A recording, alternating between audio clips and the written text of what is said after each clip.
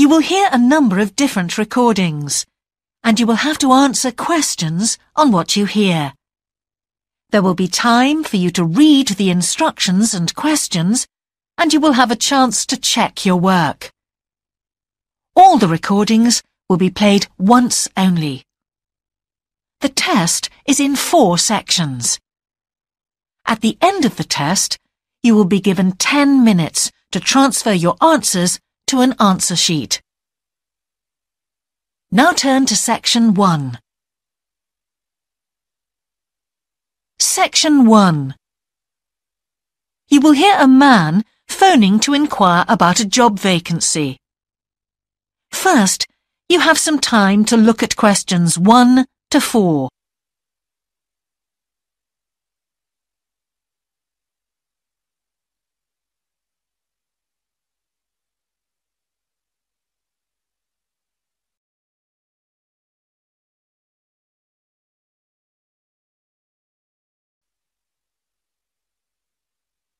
Now we shall begin. You should answer the questions as you listen, because you will not hear the recording a second time. Listen carefully and answer questions 1 to 4.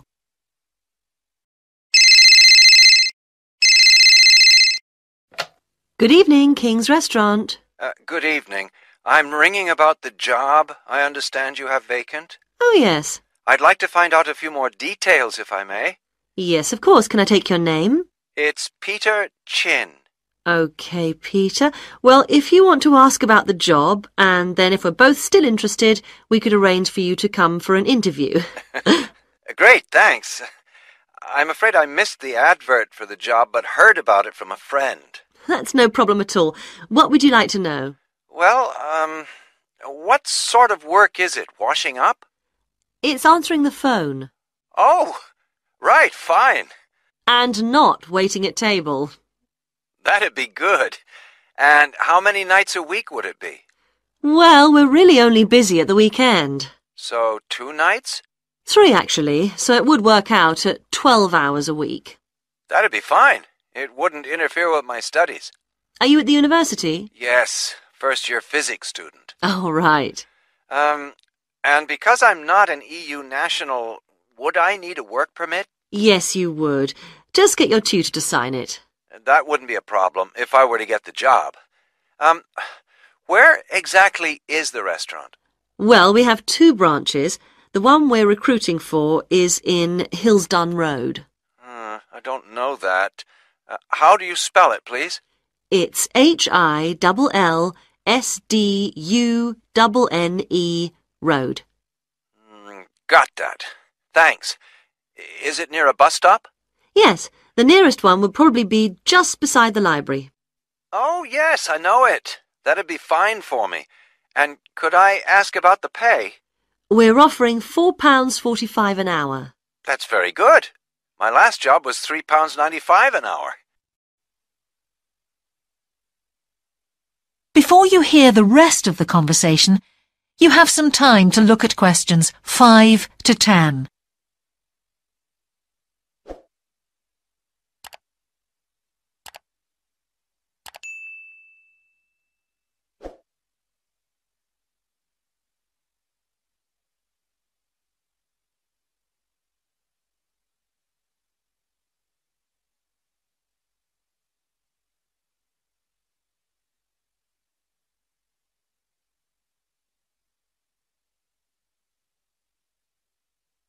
Now listen and answer questions 5 to 10. We feel it's pretty good, and we also offer some good fringe benefits. Really? Well, we give you a free dinner, so you eat well. Right. Better than hostel food. We certainly hope so. And we also offer extra pay for working on national holidays. Oh, that's a really good perk, isn't it? Yes, we think so. And then because of the difficulties of getting public transport, if you're working after 11 o'clock, we drive you home. Oh, that's good to know. Well, we'd certainly be interested in inviting you for an interview, if you're still interested. Oh, yes, certainly. Could I just also ask what qualities you're looking for? Well, for this particular job, we want a clear voice, which you obviously do have. Thanks. And you must be able to think quickly, you know. Well, I hope I... So, when could you come in for an interview? We're actually quite quiet tonight. Sorry, I couldn't come tonight. Or tomorrow, I'm afraid. Thursday's okay. That'd be 22nd of October? Fine. After 5 p.m.? Yes, fine. Would 6 o'clock be okay? Perfect. And could you bring along the names of 2 referees? Yes, that's fine. No problem. Good. I look forward to seeing you. Oh, by the way, who should I ask for? Oh, yes, of course. Sorry. My name is Samira Manuja. Can you spell that, please? Manuja. Okay. I've got that. Thanks very much. Look forward to seeing you later on then. That is the end of section 1. You now have half a minute to check your answers.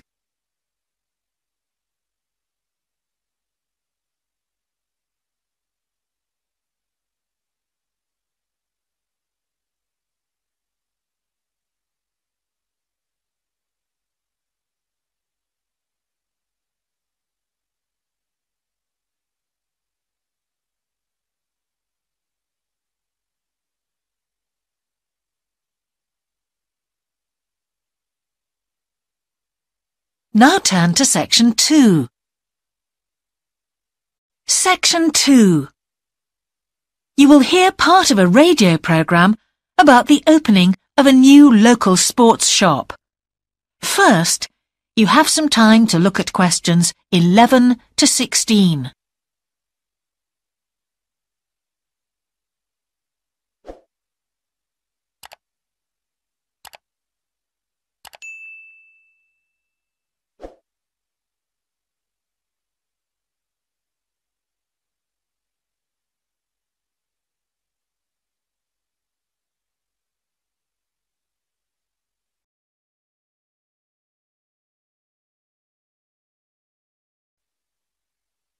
Now listen carefully and answer questions 11 to 16. Now we go to Jane, who is going to tell us about what's happening in town this weekend. Right, thanks, Andrew. And now on to what's new. And do we really need yet another sports shop in Bradcaster? Well, most of you probably know Sports World, the branch of a Danish sports goods company that opened a few years ago. It's attracted a lot of custom, and so the company has now decided to open another branch in the area. It's going to be in the shopping centre to the west of Bradcaster, so that will be good news for all of you who found the original shop in the north of the town hard to get to. I was invited to a special preview, and I can promise you, this is the ultimate in sports retailing. The whole place has been given a new minimalist look with the company's signature colours of black and red. The first 3 floors have a huge range of sports clothing as well as equipment. And on the top floor, there's a cafe and a book and DVD section. You'll find all the well-known names, as well as some less well-known ones. If they haven't got exactly what you want in stock, they promise to get it for you in 10 days. Unlike the other store, where it can take up to 14 days. They cover all the major sports, including football, tennis and swimming. But they particularly focus on running, and they claim to have the widest range of equipment in the country. As well as that, a whole section of the 3rd floor is devoted to sports bags, including the latest designs from the States. If you can't find what you want here, it doesn't exist. Before you hear the rest of the programme, you have some time to look at questions 17 to 20.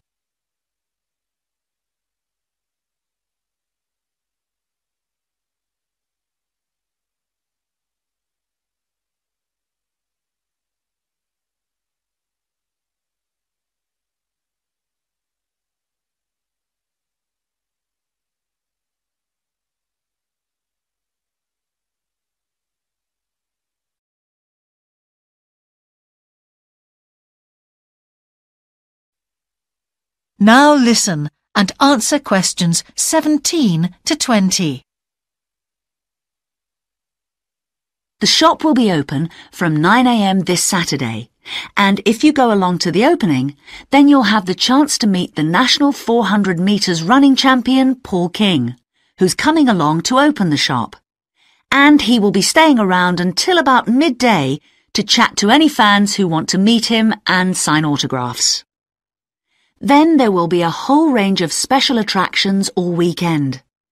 There will be free tickets for local sporting events for the first 50 customers, and also a special competition open to all.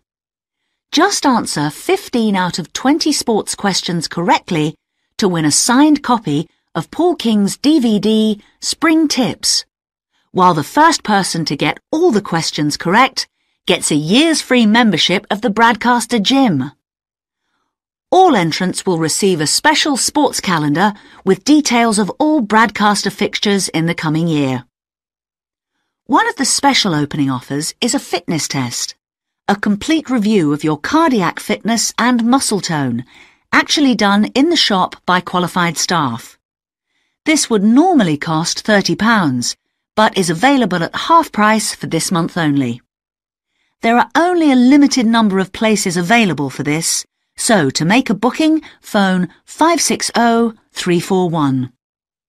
In addition, if you open an account, you get lots more special offers, including the chance to try out equipment at special open evenings. That is the end of section 2. You now have half a minute to check your answers.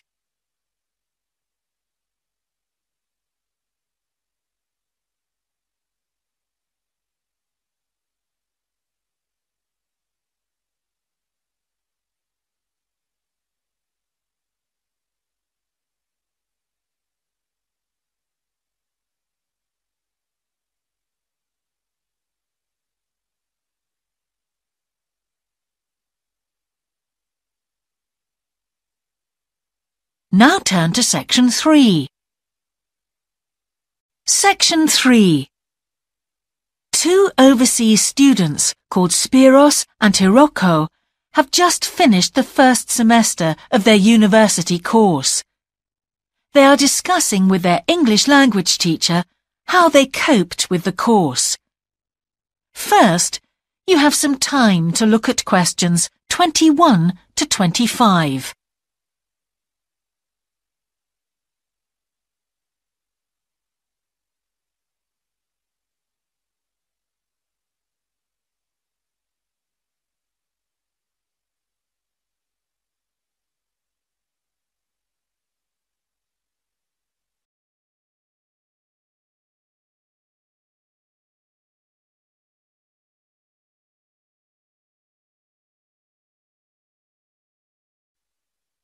Now listen carefully and answer questions 21 to 25. Before we start, Spiros and Hiroko, thanks for coming in today to talk about your recent study experiences, and congratulations to you both in doing so well in your first semester exams. Thank you. I'd like to discuss with you the value of the English for Academic Purposes course you did here last year before starting your university course. Spiros, if I could start with you, what parts of the program have now proved to be particularly valuable to you? I think that having to do a seminar presentation really helped me. For example, a couple of weeks ago in our marketing subject, when it was my turn to give a presentation, I felt quite confident. Of course, I was still nervous, but because I had done one before, I knew what to expect. Also, I know I was well prepared, and I had practiced my timing. In fact, I think that in relation to some of the other people in my group, I did quite a good job, because my overall style was quite professional. What about you, Hiroko? That's interesting. In my group, I was really surprised by the way the students did their presentations. They just read their notes aloud. Can you believe that? They didn't worry about their presentation style or keeping eye contact with their audience. And I remembered that these things were really stressed to us in the course here. So, how did you approach your presentation, Hiroko? Well, to speak frankly, I read my notes too. At the time, it was a relief to do it this way, but actually when I had finished, I didn't feel any real sense of satisfaction. I didn't feel positive about the experience at all. That's a pity. You know, although I was pleased with my presentation, I am not so pleased with my actual performance right now in the tutorials. During the whole semester, I've not said anything in our tutorial discussions. Not a word. Really, Spiros? Why's that? Do the other students talk too much? It's partly that, but it's mostly because I have had no confidence to speak out. Their style of speaking is so different. It's not the style we were used to during the course. They use so many colloquialisms. They're not very polite, and sometimes there seems to be no order in their discussion. Also, they are very familiar with each other, so because they know each other's habits, they can let each other into the discussion. You're right, Spiros. I've experienced that too. Before you hear the rest of the conversation, you have some time to look at questions 26 to 30.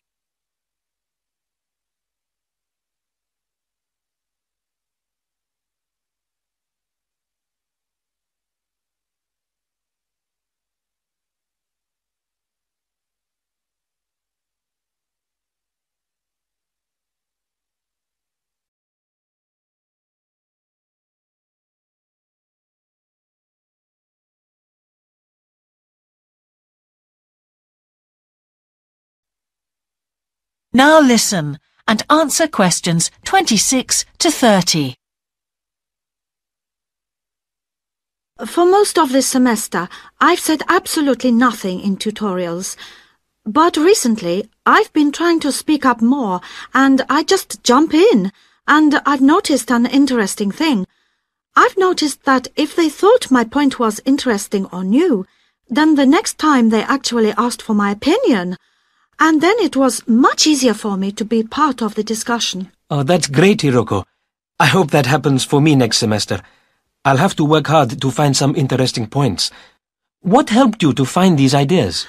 I think that one thing that helped me with this was the reading. I've had to do so much reading this semester just to help me make sense of the lectures. At first, I couldn't understand what the lectures were talking about, so I had to turn to the books and journals. Every night I read for hours, using the lists of references that were given, and I made pages of notes. At breakfast, I read and read my notes again. This habit has helped me to follow the ideas in the lectures, and it's also given me some ideas to use in the tutorials. But I did so much reading anyway. I don't think there's any time left over for anything extra. My reading speed is still quite slow, though I'm much better at dealing with vocabulary than I used to be. What else do you think we could add to the course program to help with this reading problem? There's not really anything because it's my problem. I remember we were given long articles to read. We didn't like that, but now I realize that reading those long articles was good preparation for the things I need to read now. Also, in class, we regularly had speed reading tasks to do, and we kept a record of our reading speed, so the teachers were encouraging us to work on that. That's true, Spiros, but what we read could have been different. Sometimes in the English class, I felt frustrated when I had to read articles about the environment or health or education, because I wanted to concentrate on my own field, but we didn't read anything about engineering. So I think I wasted some time learning vocabulary I didn't need. But surely the strategies you were taught for dealing with that vocabulary were helpful? Yes, but psychologically speaking, I would have felt much better working on reading from my own field. What do you think, Spiros? Oh, I agree. That would have helped my confidence too, and I would have been more motivated. It was good, though, that we could work on our own topics when we wrote the research assignments. Okay, let's move on to writing now. That is the end of section 3. You now have half a minute to check your answers.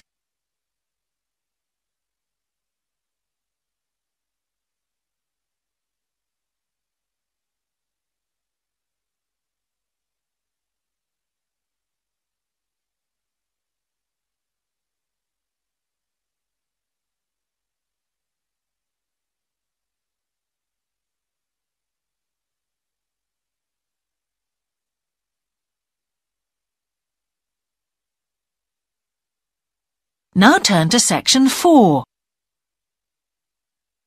Section 4. You will hear part of a lecture about a problem related to the behaviour of certain sea creatures. First, you have some time to look at questions 31 to 40.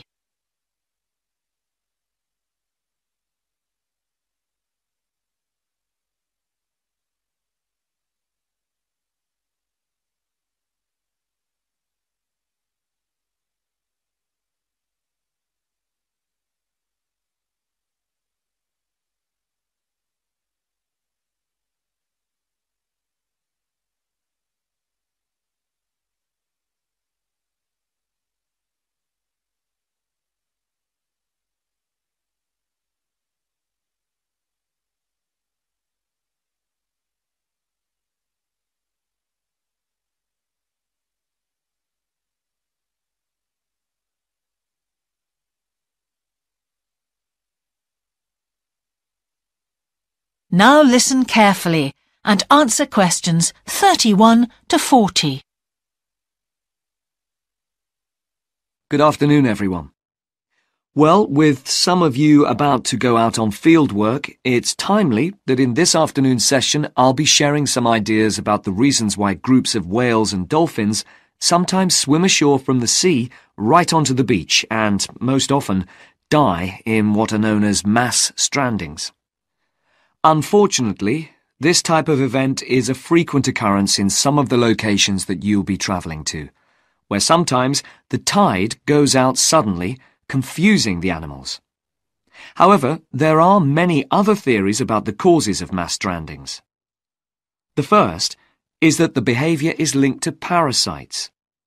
It's often found that stranded animals were infested with large numbers of parasites.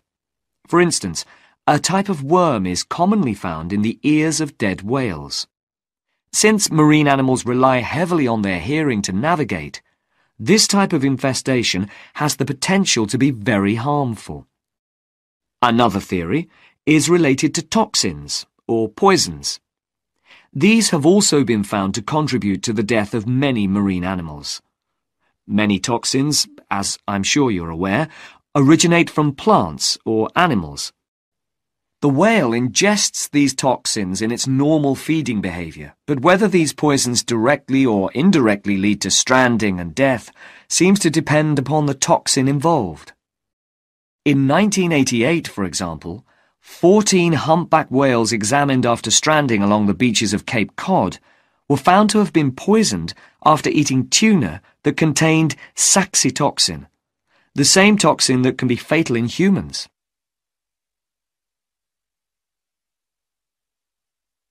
Alternatively, it has also been suggested that some animals strand accidentally by following their prey ashore in the confusion of the chase. In 1995, David Thurston monitored pilot whales that beached after following squid ashore. However, this idea does not seem to hold true for the majority of mass strandings because examination of the animal's stomach contents revealed that most had not been feeding as they stranded. There are also some new theories which link strandings to humans. A growing concern is that loud noises in the ocean cause strandings. Noises such as those caused by military exercises are of particular concern and have been pinpointed as the cause of some strandings of late. One of these, a mass stranding of whales in 2000 in the Bahamas, coincided closely with experiments using a new submarine detection system. There were several factors that made this stranding stand out as different from previous strandings. This led researchers to look for a new cause. For one, all the stranded animals were healthy. In addition, the animals were spread out along 38 kilometres of coast, whereas it's more common for the animals to be found in a group when mass strandings occur. A final theory is related to group behaviour and suggests that sea mammals cannot distinguish between sick and healthy leaders and will follow sick leaders, even to an inevitable death. This is a particularly interesting theory, since the whales that are thought to be most social, the toothed whales, are the group that strand the most frequently. The theory is also supported by evidence from a dolphin stranding in 1994. Examination of the dead animals revealed that, apart from the leader, all the others had been healthy at the time of their death. Without one consistent theory, however, it is very hard for us to do anything about this phenomenon except to assist animals where and when we can. Stranding networks have been established around the world to aid in rescuing animals and collecting samples from those that could not be helped. I recommend John Connor's Marine Mammals Ashore as an excellent starting point if you're interested in finding out more about these networks or establishing one yourself. That is the end of section 4. You now have half a minute to check your answers.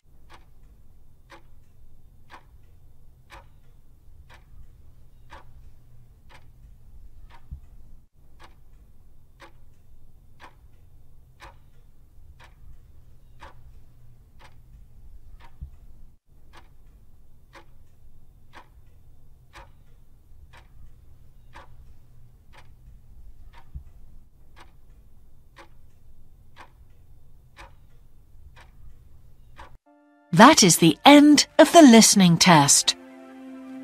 In the IELTS test, you would now have 10 minutes to transfer your answers to the answer sheet.